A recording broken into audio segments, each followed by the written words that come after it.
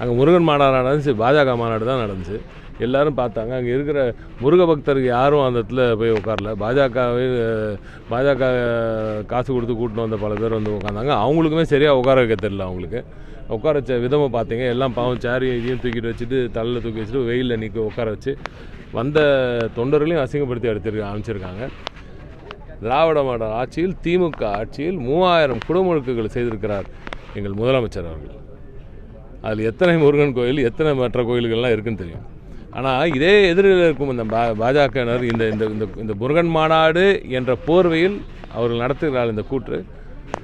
அவர்களின் இல்லங்களில் எத்தனை இடத்துல முருகன் இருக்கிறார் என்பதை நீங்கள் பார்த்துருப்பீங்க. எத்தனை இடத்துல அவங்க வந்து சும்மா இது ஃப்ளெக்ஸ் பேனர் அடித்து கும்பிட்றதும், அட்டையில் செய்யப்பட்ட வேலெல்லாம் வச்சு கும்பிட்ற மாதிரி நடிக்கிறதும், இதெல்லாம் மக்கள்லாம் பார்த்துட்டு தான் இருக்காங்க.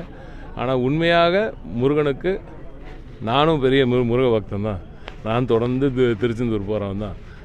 அண்ணா பெயரில் கட்சியை நடத்தும் சிலர் இன்று அதே மாநாட்டில் உட்காந்து, நீங்கள் கேட்டிங்களே அண்ணன் மற்றதுக்கெல்லாம் பொங்கினார, அங்கே உட்காந்து பெரியாரையும் அண்ணாவையும் கொச்சப்படுத்துகிறாங்களா? அதை பார்த்துட்டு எப்படின்னா உன்னால் சும்மா உட்கார முடியுது? இந்த கேள்வி நான் கேட்டேன்னு போய் கேளுங்க.